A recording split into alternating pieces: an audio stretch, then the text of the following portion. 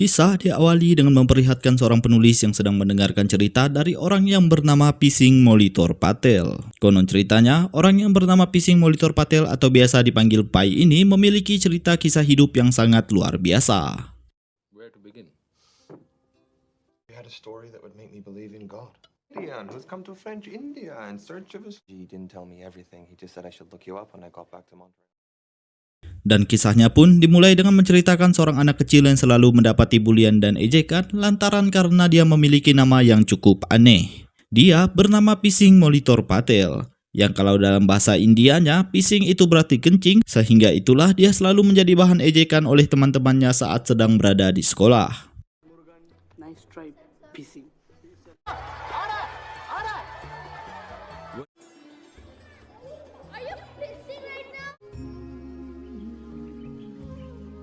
Sang ayah memberikan nama tersebut kepadanya lantaran karena terinspirasi dari ucapan sang paman yang mengatakan jika nanti anaknya lahir bawalah dia berenang ke kolam renang Pising Molitor yang ada di Paris, Prancis. Karena menurut pamannya dari sekian banyak kolam renang yang sudah dia kunjungi, hanya kolam inilah yang memiliki air yang sangat jernih. The Piscine Molitor. Beautiful was a public pool in Paris. Sehingga dia pun berkesimpulan jika nanti Pai lahir dan bawalah berenang ke sana, maka kelak dia akan tumbuh besar dengan memiliki jiwa yang bersih bagaikan air yang ada di kolam Pising Molitor. Dan tanpa disangka, ayahnya pun mempercayai hal itu dan menamainya Pising Molitor Patel. Namun tanpa disangka karena nama tersebutlah membuatnya harus berjuang keras menghadapi ejekan dan olokan dari teman-temannya. Berbagai usaha dilakukannya seperti mengikuti lomba dan menjawab berbagai pertanyaan yang dilontarkan oleh gurunya saat pelajaran kelas berlangsung, yang mana intinya dia berusaha menonjol dengan kecerdasannya supaya dia dianggap dan tidak menjadi bahan olokan lagi untuk kedepannya. Dan alhasil usahanya itu pun tidak sia-sia. By the end of that day, I was Pai.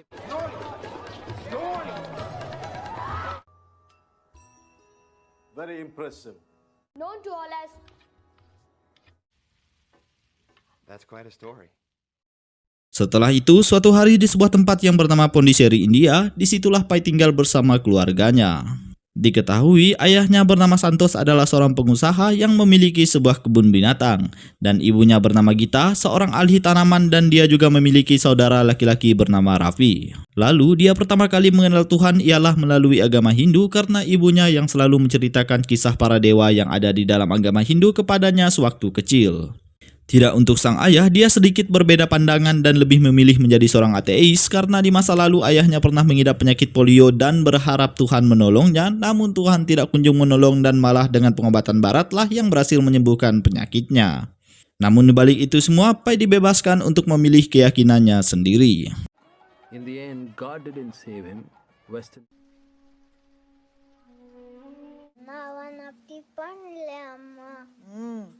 Gods in the Hindu religion. How can I not come to know of you? Sampailah pada suatu ketika saat Pai menginjak usia 12 tahun, bertepatan di sebuah kebun teh milik keluarganya, dia ditantang oleh kakaknya Raffi untuk meminum air yang terdapat di dalam gereja yang ada di sana. Jika berhasil, maka Raffi akan menghadiahinya uang sebesar 2 rupiah. Lalu Pai pun menyanggupinya dan nekat masuk lalu meminum air yang ada di dalam gereja tersebut. Namun tiba-tiba muncul seorang pendeta membawakan segelas air kepadanya, menyangka bahwa dia sedang kehausan sehingga nekat masuk dan meminum air yang ada di dalam gereja. why would a god do that? You must be thirsty.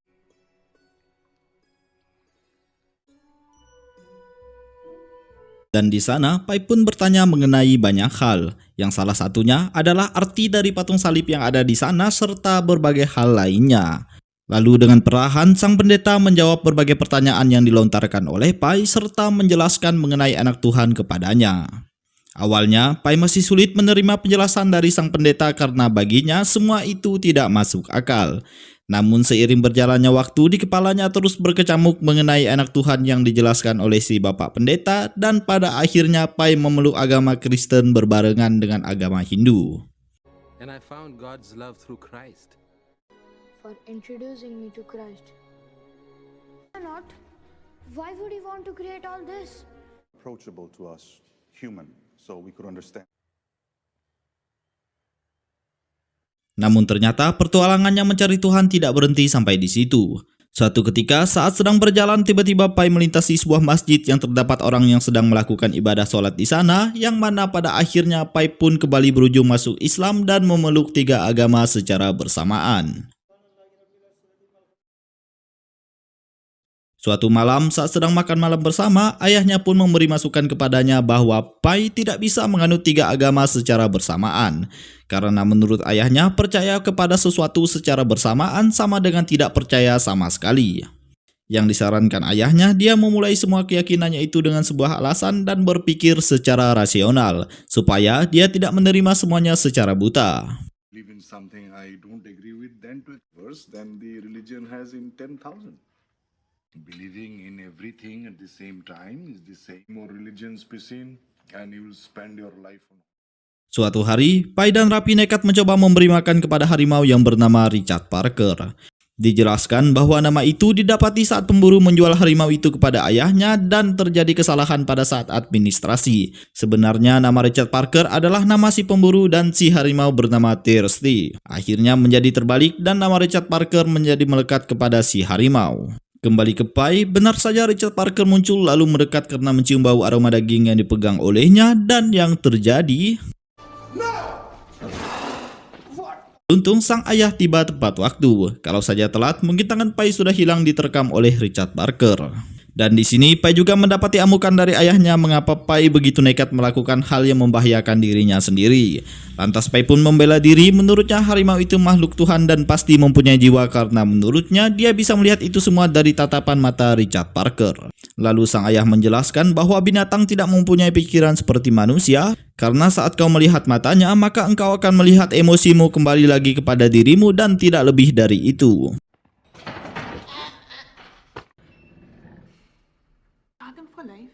Scar them? Setelah pelajaran hari itu, kini Pai sudah tumbuh remaja dan semuanya pun kini terasa sangat membosankan baginya. Sampailah pada suatu ketika saat dia sedang mengikuti sebuah kelas musik, Pai pun terpesona oleh salah satu dari seorang penari yang bernama Anandi.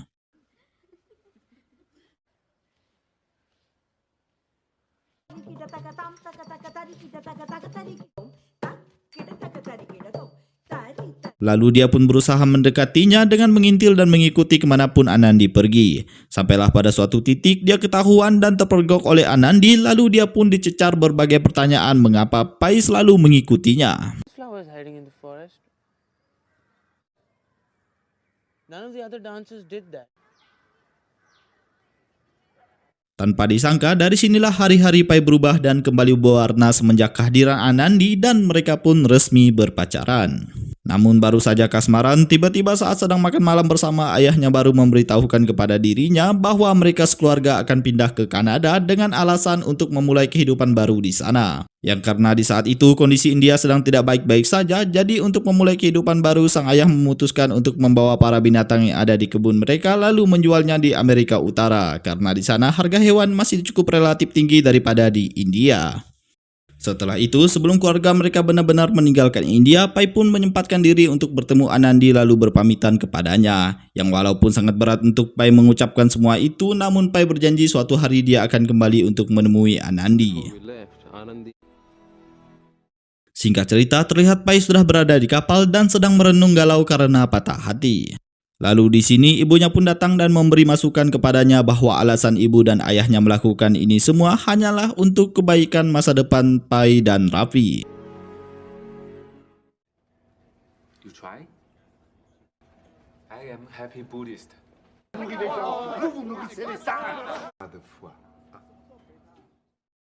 Setelah itu dia pun menyadari bahwa meninggalkan India lebih berat bagi kedua orang tuanya dibandingkan dengan dirinya.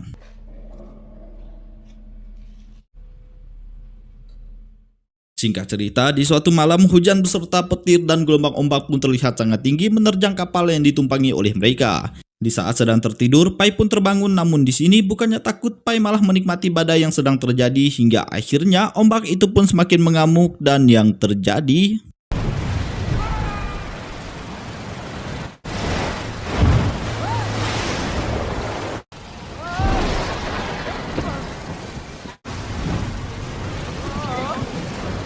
Naasnya, bagian bawah geladak kapal sudah terendam air dan Pai yang berusaha mencari keluarganya pun tidak berhasil menemukan ayah, ibu, dan saudaranya. Hingga terlihat beberapa orang yang masih selamat dan berusaha menyelamatkan diri ke sebuah skoci, dan disinilah Pai masih memberontak ingin mencari keluarganya hingga tiba-tiba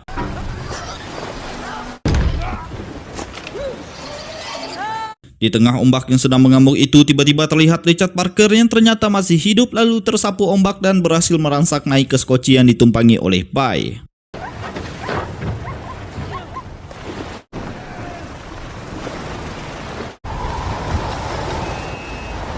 Karena merasa terancam, Pai pun menceburkan dirinya ke lautan dan tanpa disangka yang dia lihat ternyata di dalam air itu kapal yang ditumpanginya bersama keluarga tenggelam secara perlahan ke dasar lautan.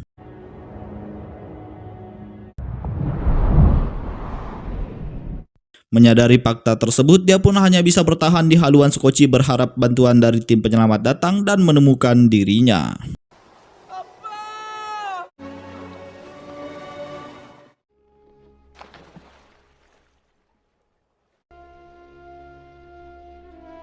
Hingga keesokan paginya, dia tersadar dan mendapati air yang sudah banyak berada di dalam skocinya. Namun tiba-tiba terlihat seekor monyet yang bernama Orange Juice mengapung di atas sebuah tumpukan pisang dan mengarah kepadanya.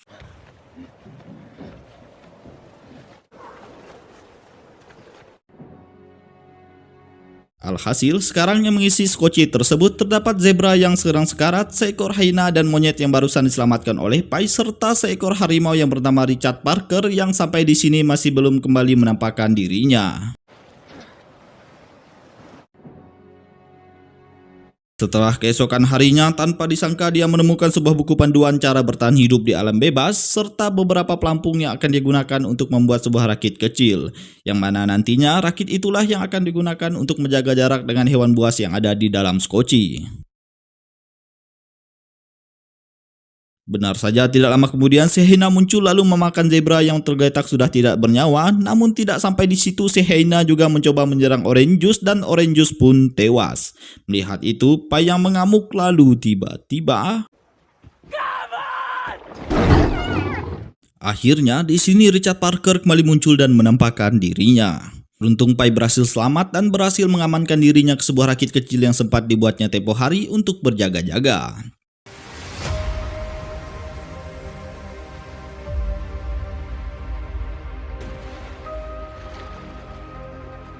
Di sore harinya, Pai pun nekat kembali ke skoci dan mengambil persediaan makanan yang ada di sana. Namun baru saja dia mencoba memakan salah satu dari makanan tersebut, lalu tiba-tiba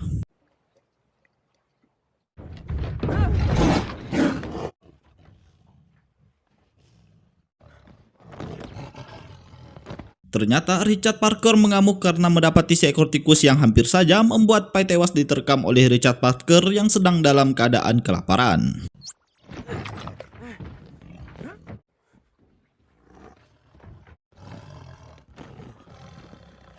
Namun lagi-lagi Pai berhasil selamat dengan membawa persediaan makanan yang cukup lumayan untuk bertahan sampai beberapa hari ke depan. Di malam harinya, Pai pun hanya bisa menangis meratapi nasibnya yang begitu amat memilukan.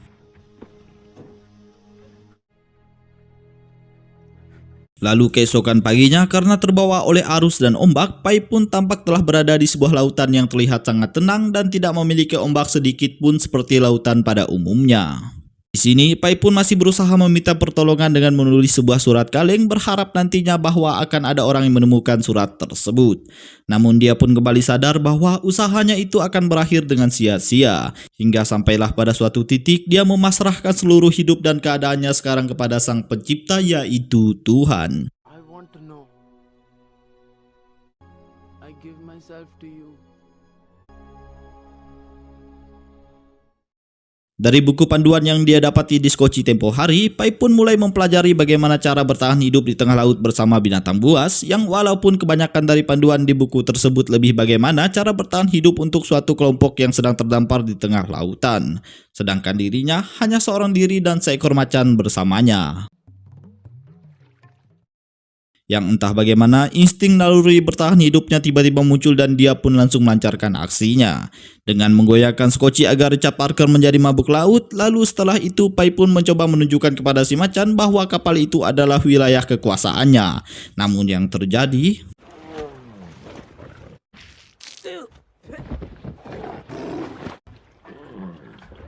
Castaways who must share their lifeboats with large, dangerous carnivores.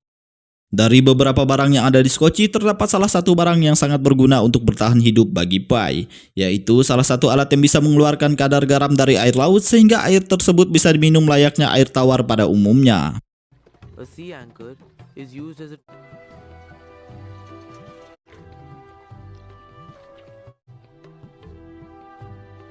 Setelah berbagi air minum dengan Richard Parker, Pai menyadari jika macan yang bersamanya itu sudah lama tidak makan. Dan atas dasar itu dia pun khawatir jika air yang menjadi jarak antar mereka tidak cukup untuk melindunginya dari rasa lapar Richard Parker. God made tigers carnivores, so I must get hungry enough. I'm afraid the little bit of water. Dan benar saja hal yang ditakutinya pun terjadi. Richard Parker nekat mengejar ikan yang tampak di permukaan lalu berenang ke arah rakitnya. Sontak dia pun lalu bergegas naik ke Scotchy dan di kesempatan itu sebenarnya Pai berpeluang besar untuk memusnahkan Richard Parker, namun sayangnya dia tidak sanggup untuk melakukan semua itu.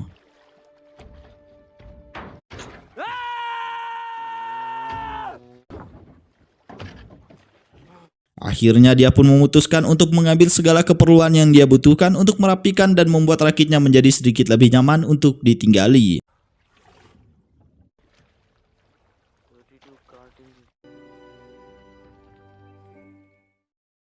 Keesokan harinya, Pai pun berhasil mendapati satu ekor ikan yang lumayan cukup besar yang walaupun itu bertentangan dengan keyakinannya, namun jika tidak dia lakukan maka kejadian kemarin akan terulang dan nyawanya akan kembali terancam oleh Richard Parker.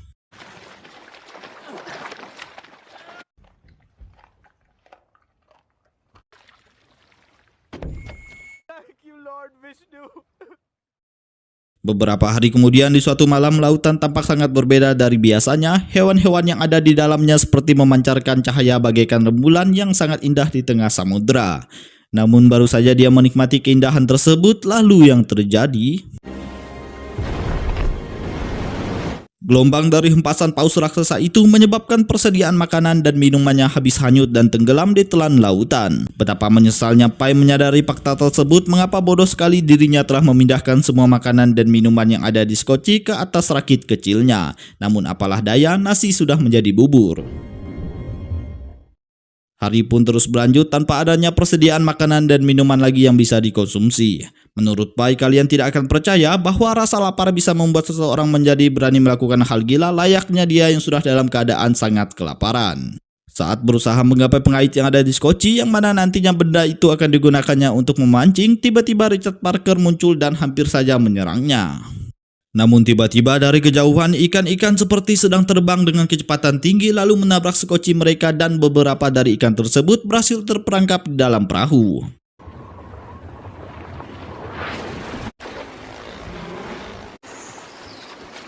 Dan benar saja apa yang dikatakan oleh Pai, karena rasa laparnya dia berani nekat melawan Richard Parker dalam memperebutkan ikan tuna yang terperangkap di dalam Scotchy mereka. Dan alhasil kegilaannya itu pun membuatnya berhasil mendapatkan ikan tersebut dari Richard Parker. Menyadari betapa ribetnya jika ingin naik ke Scotchy, Pai pun mencoba hal gila baru dengan mencoba menjinakkan Richard Parker. Walaupun serasa mustahil untuk menjinakkan Richard Parker, namun itu bukan berarti dia tidak bisa dilatih dan dikendalikan. Berkat keteguhan usahanya, akhirnya Richard Parker bisa diatasi dan sekarang situasinya sudah sedikit lebih baik dan terkendali.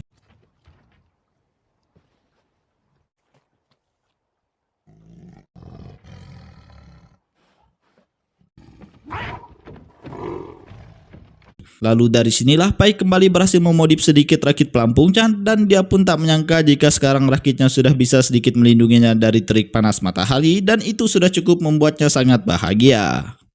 Seiring berjalannya waktu, Pai kini menyadari jika dia bisa bertahan hidup sampai sekarang ialah salah satunya karena adanya kehadiran Richard Parker. I do. In times like Hari demi hari, bulan demi bulan sudah terlewatkan. Di sini Pai masih tetap menjaga fokusnya bahwa dia akan selamat. Namun faktanya hingga detik ini bantuan tak kunjung datang sedangkan kondisinya yang sudah semakin memprihatinkan. Hingga akhirnya sampailah pada suatu siang, dari kejauhan tampak badai yang sedang berkecamuk secara perlahan mendekati skocinya. Dan dia pun berusaha sebisa mungkin untuk bersiap menghadapi badai tersebut dan yang terjadi...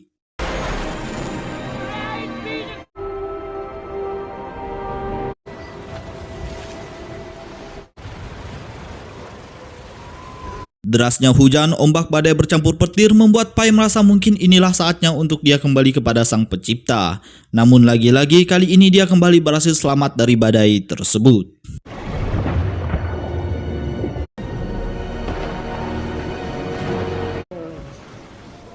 I'm sorry, Richard Parker. What more do you want? Selamat dari badai, kini kondisi mereka berdua sudah semakin sangat memprihatinkan. Bahkan Richard Parker kini sudah tidak bisa berdiri menggunakan kedua kakinya.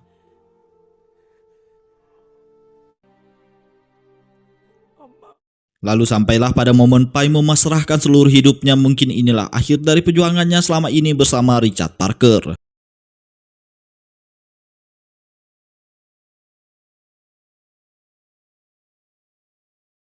Namun tanpa disangka, keesokan harinya Pai terbangun mendapati skocinya yang sudah terdampar di sebuah pulau yang berisikan banyak sekali tanaman dan tumbuhan di sana. Richard Parker. Dan Richard Parker ternyata sudah lebih duluan masuk menjelajahi pulau sambil memangsa hewan bernama merkat. Akhirnya di sini harapan hidup Pai kembali muncul berkat beberapa akar dari pohon yang ada di sana ternyata bisa untuk dikonsumsi. Serta yang tidak kalah mengagumkan, di tengah pulau terdapat kolam air tawar yang sangat jernih.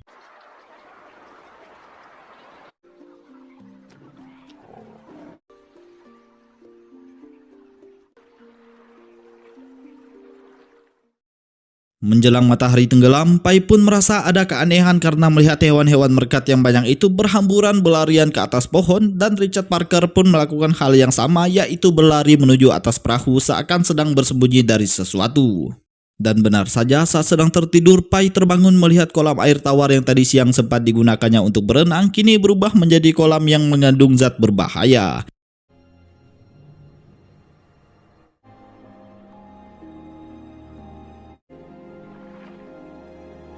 Kecurigaannya pun semakin bertambah setelah mengambil buah yang berada di atasnya. Ternyata di dalam buah tersebut terdapat sebuah gigi manusia. Yang itu artinya Pai bukanlah orang satu-satunya yang telah menginjakkan kaki ke pulau tersebut. Melainkan telah ada orang yang bernasib sama seperti dirinya terdampar ke pulau itu dan berakhir tewas tidak bisa keluar dari sana. Keesokan harinya, Pai pun memutuskan untuk meninggalkan pulau dengan membawa berbagai persediaan makanan untuk dikonsumsi dirinya dan Richard Parker, lalu mereka pun pergi melanjutkan perjalanan. To my suffering, I would have died. And if I hadn't discovered... Dari sini, Pai kembali menyadari sesuatu. Selama ini, Pai selalu merasa ditinggali oleh Tuhannya, diacuhkan bahkan disiksa sepanjang perjalanan dengan dipasangkan seekor macan buas. Tanpa dia menyadari satu hal, ternyata Tuhan selalu memperhatikannya. Ketika dia tersesat dan kebingungan, Tuhan memberikan Richard Parker agar Pai memiliki tujuan. Saat ia sudah putus asa dan menyerah, Tuhan malah memberinya pulau itu untuk beristirahat sejenak. Dan saat ia terlena dan berpikir untuk berhenti tetap tinggal di pulau tadi, Tuhan menjaganya dengan menunjukkan bagai gigi manusia dari pohon yang ia jadikan tempat beristirahat. Singkat cerita, kini waktu telah berlalu entah berapa lama. Setelah semua persediaan makanan dan minumannya habis, mereka akhirnya tiba di pantai Meksiko. Dengan sisa tenaga yang dia miliki, Pai berusaha menarik skocinya hingga sampai ke bibir pantai. My strength... Dan sampai di sana, ia pun sempat pingsan. Saat ia terbangun, terlihat Richard Parker turun dari kapal dan mengarah ke hutan. Sebelum masuk, ia berhenti. Pai yang dalam kondisi setengah sadar berusaha mengangkat kepalanya berharap Richard Parker akan menoleh kembali ke arahnya. Namun Richard Parker malah berlalu pergi tanpa menoleh sedikit pun kepadanya. Di sini akhirnya dia menyadari bahwa omongan ayahnya itu benar adanya, bahwa Richard Parker tidak pernah benar-benar menganggapnya sebagai teman. Setelah beberapa jam kemudian, warga setempat datang dan menolongnya. Setelah diangkat, di situ Pai menangis sejadi-jadinya, bukan karena merasa ia akan diselamatkan, melainkan karena sedih atas perlakuan Richard Parker yang tidak menganggapnya ada setelah apa yang sudah mereka lewati sampai sejauh ini.